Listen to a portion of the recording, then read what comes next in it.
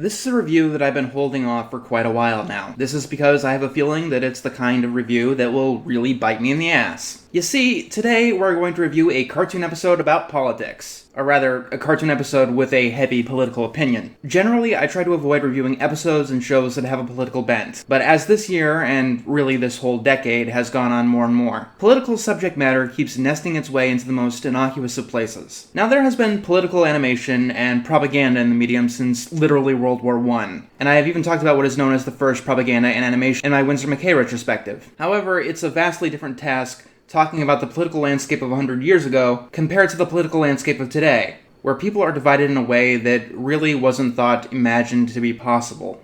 But as our media gets more and more political, I don't have much of a choice but to start talking about this stuff. So, let's start with an easy one. The episode Let's Not Be Skeletons from the Cartoon Network show OK K.O. Let's Be Heroes. And by easy, I mean that this episode is about gun control. Like, explicitly about gun control. I'm getting ahead of myself, though. I should talk a little bit about the show first and foremost. This is still a review, after all. I think that OK K.O. is pretty good, and while I haven't watched every single episode, pretty much all I've seen, this episode notwithstanding, I have enjoyed. It's an action show in an era that has way too few of them. It's about 3 employees working at a store selling things like weapons to heroes while fighting the forces of evil and other weird monsters of the week. It's this show that wants to lecture people on gun control. This one.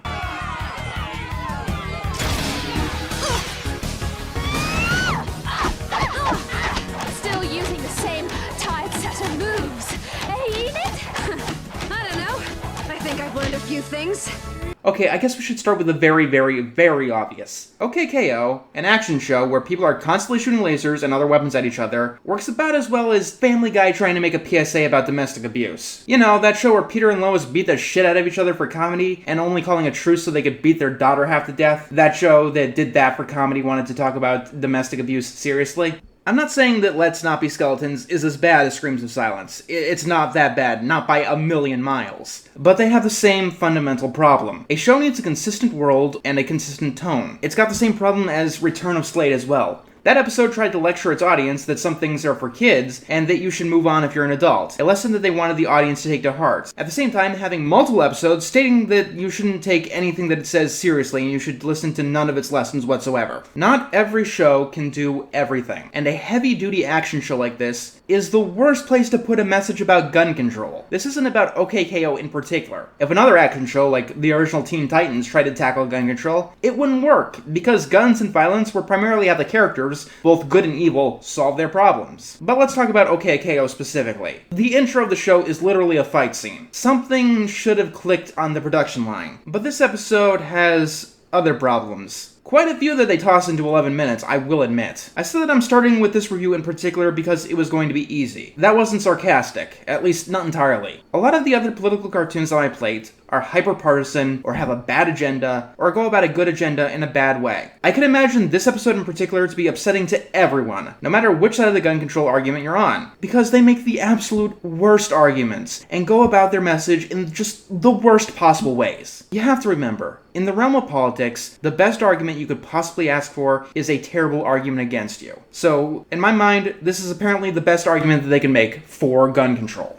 The episode starts off with the old favorite of a bad argument, a straw man. This time in literal form. This guy has a name, but I am going to call him a straw man because that is what he is. For those who don't know, a straw man is when you build a mock-up of someone else's opinion. A straw man, and you attack it instead of the real arguments and the real points, because a man made of straw is a lot easier to tear down than an actual man. What does this accomplish? Well, what is it supposed to accomplish? The intention is that you make your opponent look stupid, but if someone is able to see through the act, then it makes it look like your argument isn't strong enough to stand on its own without resorting to underhanded tactics. Strawman comes in and destroys Mr. Gar's truck, a character-establishing moment. He's careless and doesn't seem to mind any of the damage and destruction caused by his actions that he's taken. Then he starts singing along to a Music Man parody, and to be quite honest... Well, you got problems. Problems right here in Lakewood. Yes, sir, you got barrelfuls of crime, and I tell you it ain't good.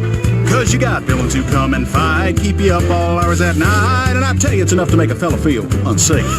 I am disappointed. For a show that's referenced both Captain Planet and Action 52, this reference is just so level 1. I've seen it in The Simpsons, I've seen it in My Little Pony. Whenever a character bursts into a Music Man parody at this point, it's like they're just saying, I'm a con man for 3 minutes. And he steps on a soapbox, cause we gotta make sure that them they're uneducated get our point, even if we have to physically drill it into their skulls. He offers the town skeleton remotes, which are stand-ins for guns. I'm sorry, hackneyed stand-ins for guns. Here's what happens when someone is hit with a beam from a skeleton remote. They become skeletons. No, not corpses. That would mean these things are serious and actually have some stakes. If you're hit with a beam from a skeleton remote, you become a living, breathing skeleton, and the worst you feel about it is a bit annoyed.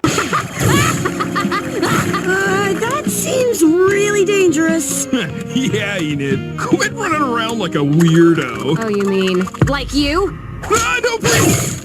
Enid! Rad, you doofus! It was a joke! Rad! Ah, my beef! It's all gone! You're gonna pay!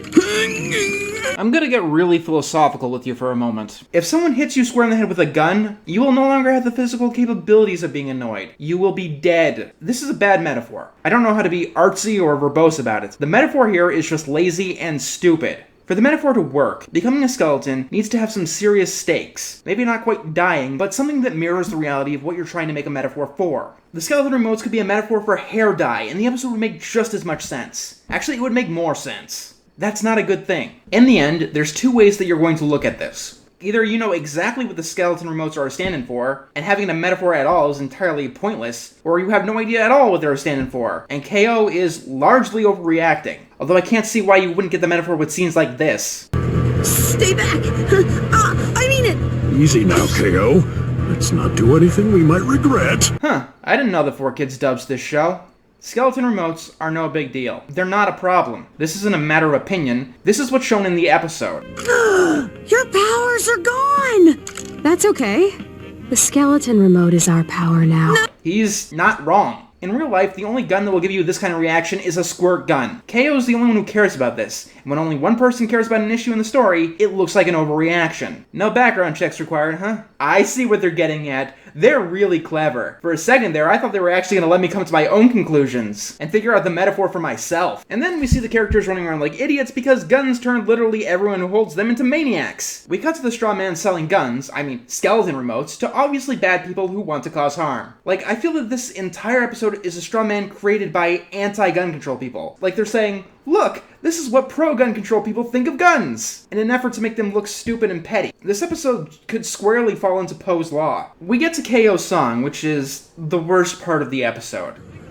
Look at what you've all become. A bunch of heartless skeletons.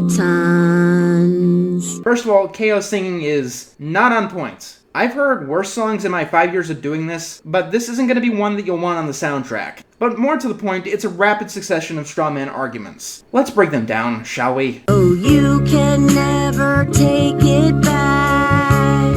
Once what's done is done.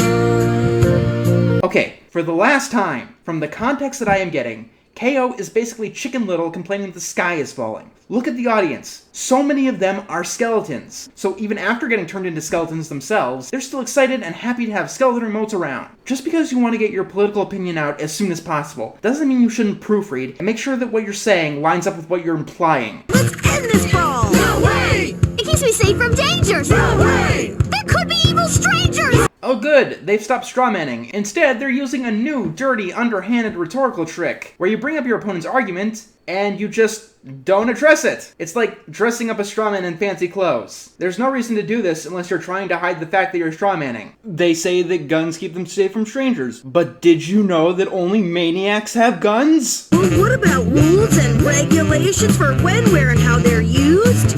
Ban this remote from all situations where it can be abused. Alright, I thought I can get through this review without really talking about the subject matter of gun control. But this is so misinformed and stupid that I think I have to. I know that most people who are pro-gun control hate this argument, but it needs to be said. We live in a world in which our skeleton remotes do have rules and regulations. For instance, we're not allowed to use them on other people. But it does happen, both on purpose and by accident. It probably happens less often than it would if we didn't have these laws, but it didn't stop the problem well enough to stop this episode from being created. For God's sake, they bring up schools as a situation where guns, skeleton remotes, should be banned. You know, a place where guns have been banned since the turn of the millennium, and a place where you could get suspended for drawing a gun on paper or biting a sandwich into the shape of a gun. That infringes on individual liberty, and I won't take responsibility. A very popular strawman tactic is taking your opponent's weakest argument and propping that up, stereotyping it, and using it to make your opponent look insensitive, unempathetic, or asinine. Be careful though, if someone were to point this out,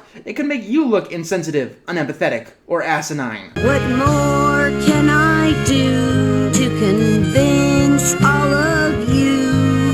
This remote must be controlled.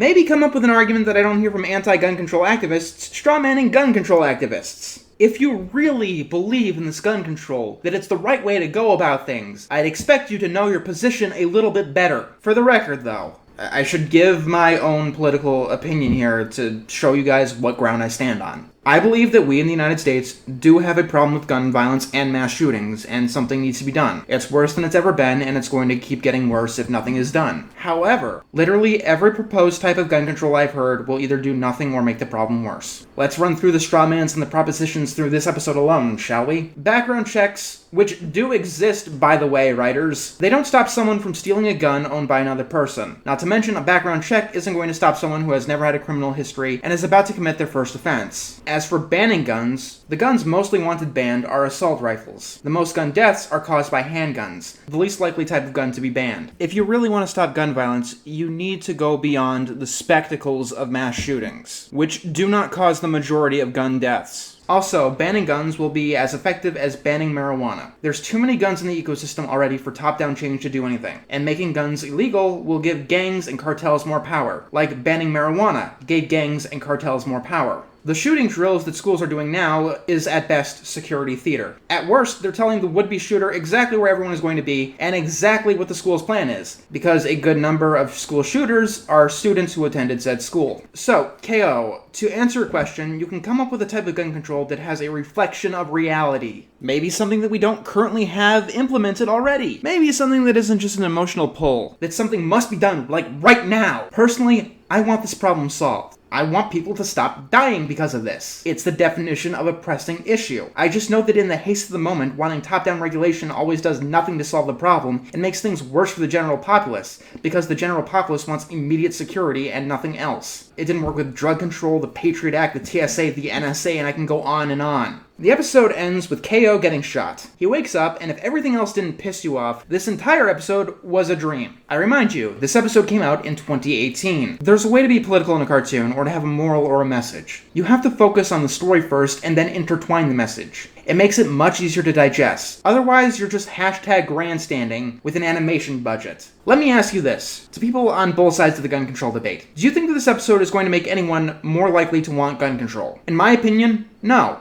That means that this episode has failed to do what it set out to do. While it's nice to hear your own opinions regurgitated to you, the point of a debate is to try and persuade people to your way of thinking and communicate your opinions and ideas. It's not about trying to win or shouting as loudly as possible. And the thought philosophy behind this particular episode has become hashtag problematic. When you do this, it does nothing but rally your own base and make people more angry with the other side. And when that happens, reasonable discourse becomes impossible, which is counter to everyone's interests. My dream!